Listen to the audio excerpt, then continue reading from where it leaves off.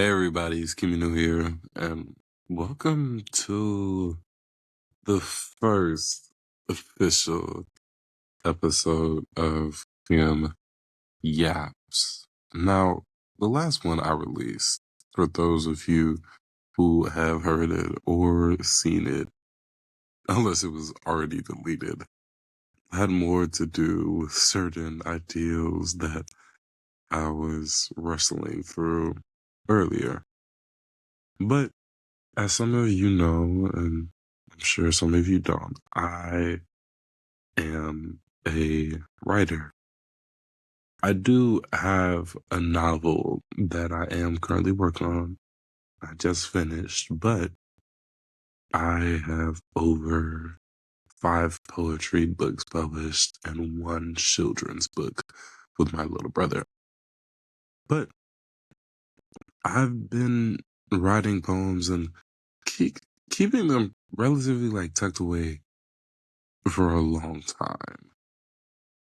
And even in publishing, I haven't really been vocal in my showing of them.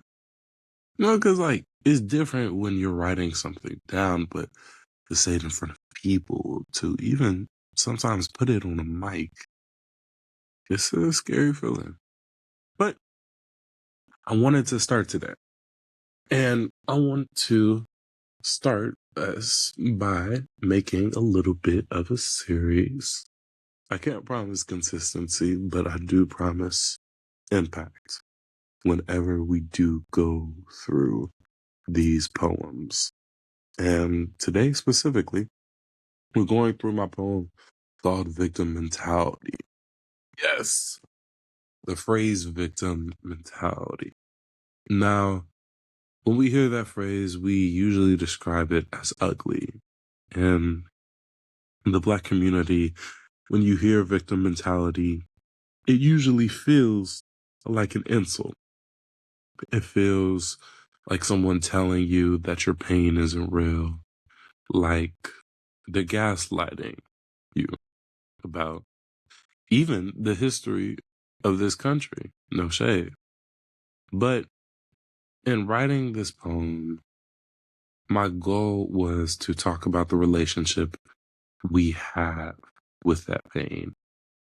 Not necessarily what the world does to us, but what we do to ourselves after the damage is done.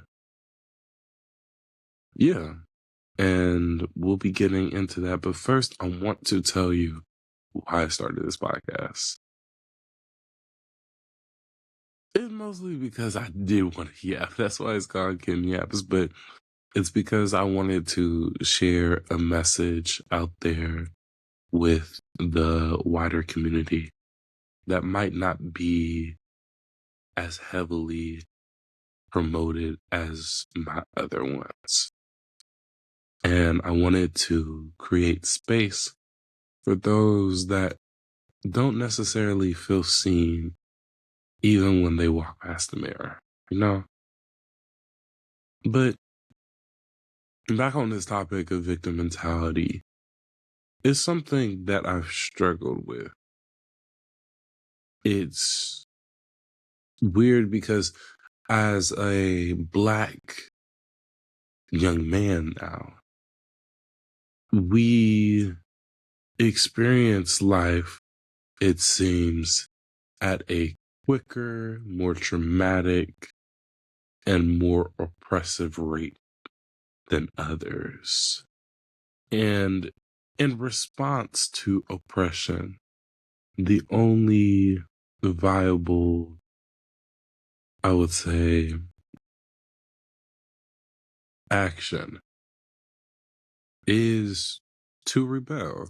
In the words of Lauryn Hill, my favorite album, MTV Unplugged by her.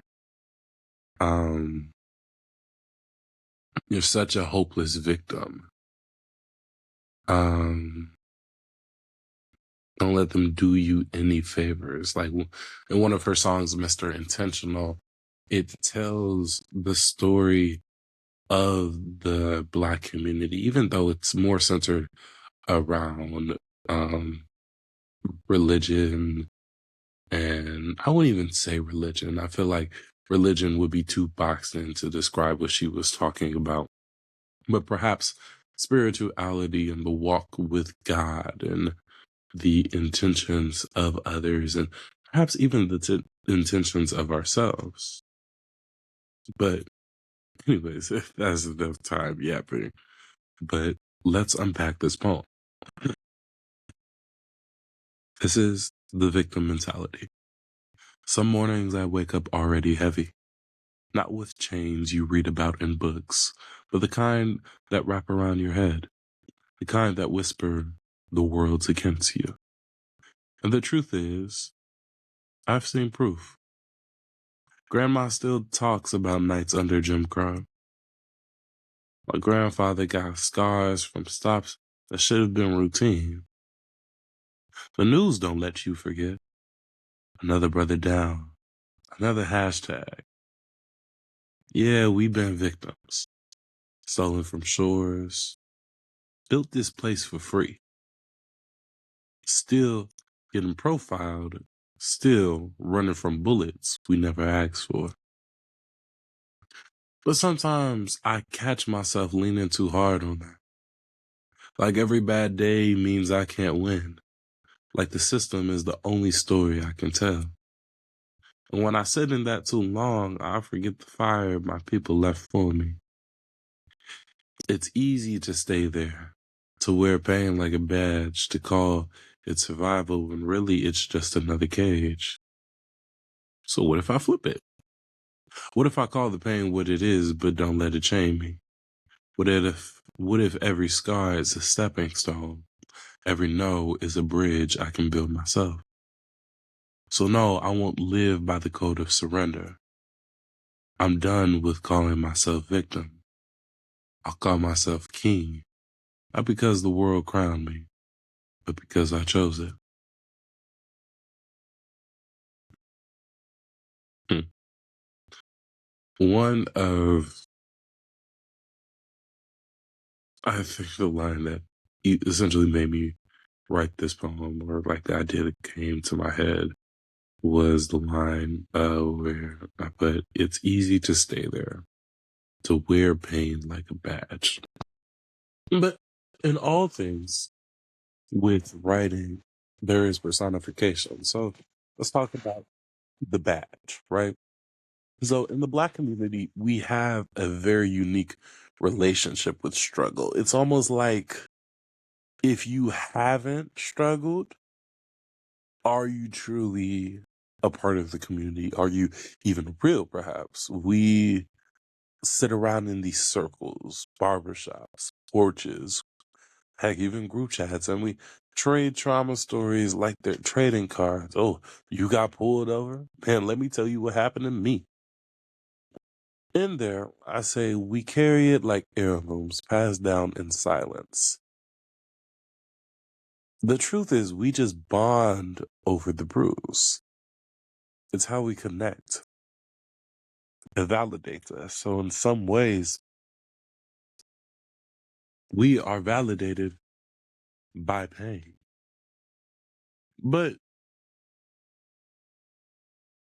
I've been asking myself this question, and really, in most of the poetry and poems from Black Boy, it's more or less questions.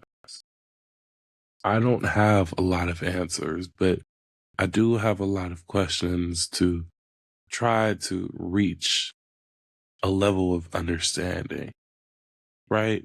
And I kept on asking myself when I wrote this, at what point does the bonding become a trap? At one point, does the bond you have with another person over doing somebody dirty become a trap? At what point does that person backdoor you? At what point do you backdoor that person? Right? It just feels sometimes like the struggle Olympics.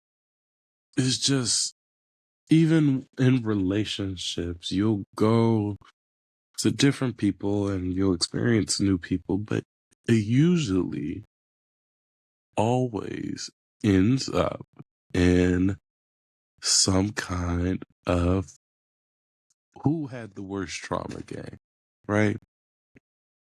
Who had it worse growing up, so who has the moral high ground here?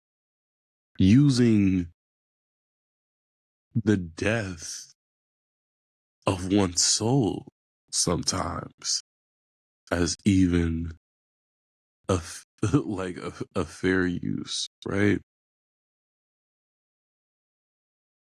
Like even the idea of like getting mad when somebody makes it out, right? The fact that that is even something conceivable is ridiculous. Why do you hate your fellow man for deciding that they want to be something in life, that they want to journey farther than the town of 20 square miles could take them, right?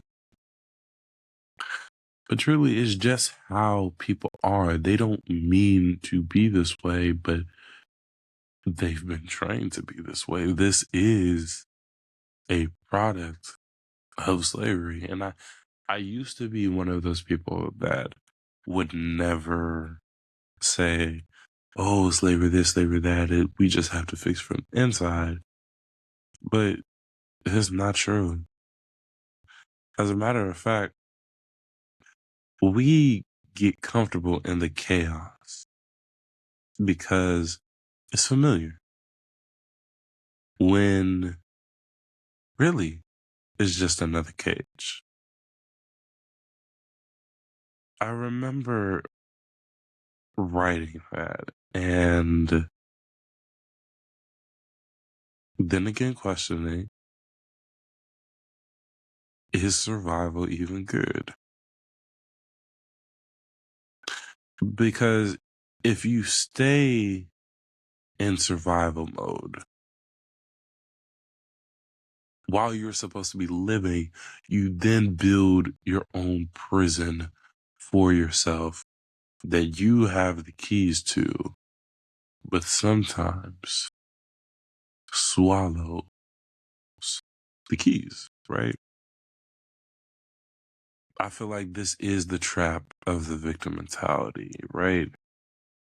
Like in the line where I say, like, the system is the only story I can tell. It's not that the system isn't broken. We know it is. Grandma told us, the news tells us. The trap is thinking that the system is the author of your book. I mean, I remember writing this and I was thinking about how easy is it to blame the world for everything? Didn't study, the teacher hates me. Didn't train, the coach is biased. It's a seductive lie because if the system that you have is always against you, then you really never have to try. You never have to fail, really, on your own merits. You can just say, well, they wouldn't let me in anyways. It's always back to something being unfair, something being taken. And I feel like that is one of the paradoxes of the victim mentality, that we yearn for someone to take from us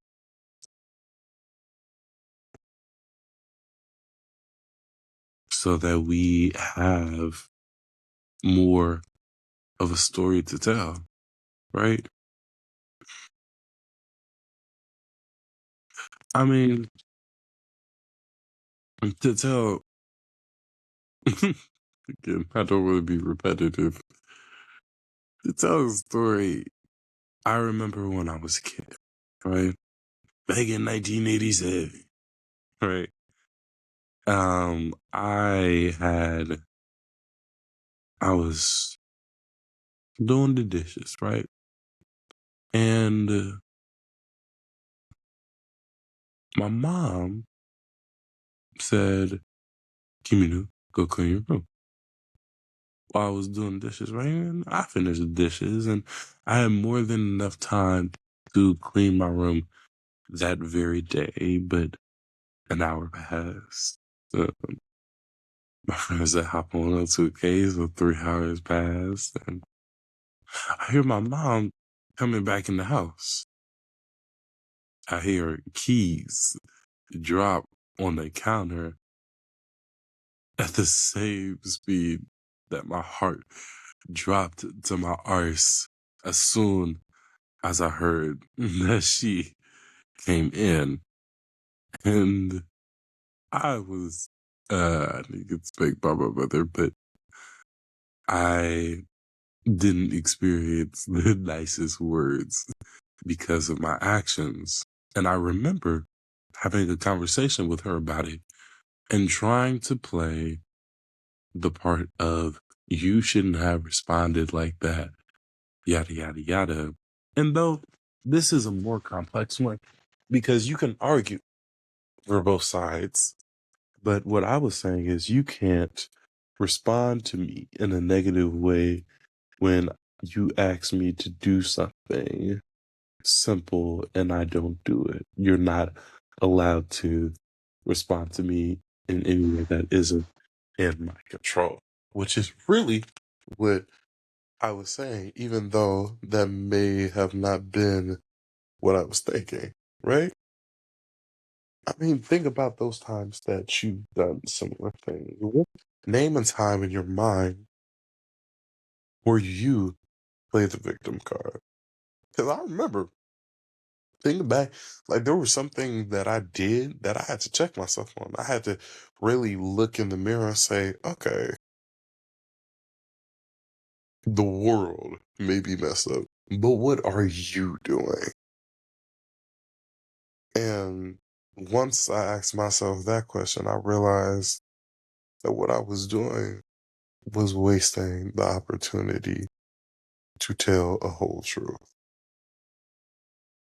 And that is something that is invaluable and that should never be wasted. But we got to wrap this up. And I don't want to wrap it on a cliffhanger, but rather a solution. In it, in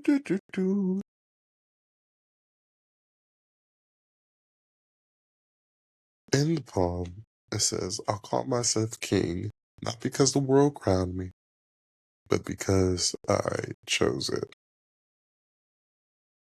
This is the shift. This is the idea of the black boy lie we talk about in the book, is that we are victims or villains. But the truth is that we are kings, but a king doesn't wait for a coronation from his oppressor. He doesn't wait for his oppressor to give him his due. He takes it. He says that it is mine, I claim it, and I take it in the name of me, right?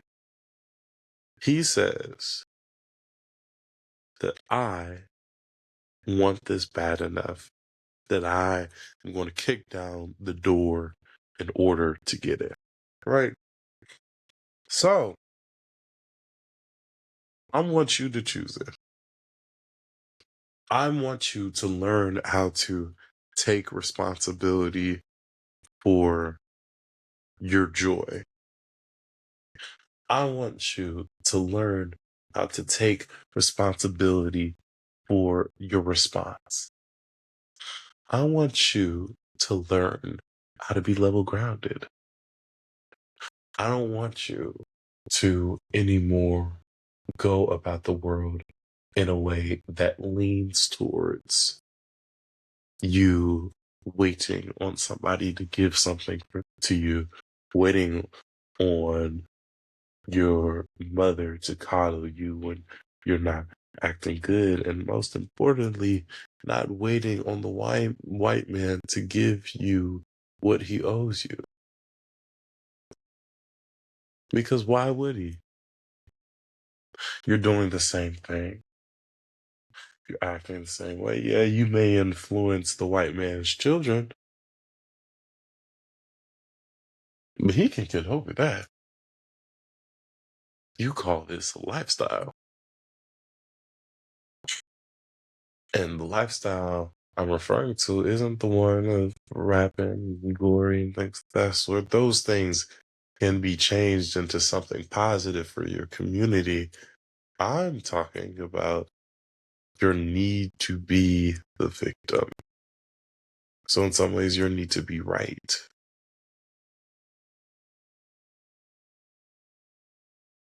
And that is just the truth. You know, and I'm not gonna lie to y'all. I am tired. I'm recording this at 4:13 after getting back home from a long day in the office.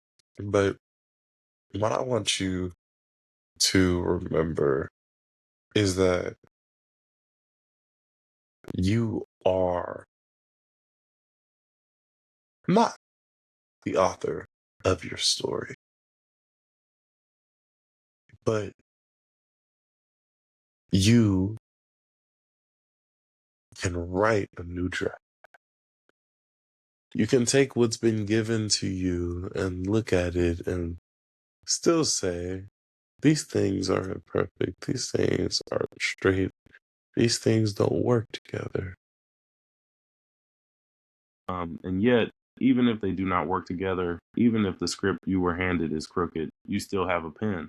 That is the part nobody can take from you. They can throw you in a bad school, give you a bad teacher, give you a bad neighborhood, but they cannot climb into your chest and tell you what to believe about yourself unless you sign off on it. So when I say stop calling yourself a victim, I am not saying ignore history. I am saying stop letting history speak louder than your own mouth. Our people have always been more than what they survived. Harlem was not just poverty, it was jazz. Oakland is not just reports on the news, it is grandmothers praying and kids writing novels in the dark like me. I want you to sit with this question after you click off this episode. Where am I still rehearsing an old wound just so I can feel safe in the story I already know? Because growth means you have to retire certain stories. They are true, but they are too small. Some of us are living in a chapter God already finished. We keep rereading the page that broke us instead of turning it. And for my black boys listening, my young kings, I need you to hear me. You are allowed to be more than what hurt you. You are allowed to be gentle. You are allowed to be brilliant. You are allowed to be tired and still keep going. You are allowed to say, I will not let this system write the last word over my life. So, this is your homework. Tonight, before you sleep, I want you to write one sentence that begins with, I choose, not my mama, not my father, not the city I grew up in. I choose, and then finish it. Put it on your wall, your phone, whatever. Let that be the badge you wear and the mirror you look into when life gets loud again. And if nobody told you today, I am proud of you for even wanting more. That desire alone is proof that the victim suit does not fit you the way it used to. Anyway, this has been Kim Yaps. Thank you for sitting with me with this poem, with this tension.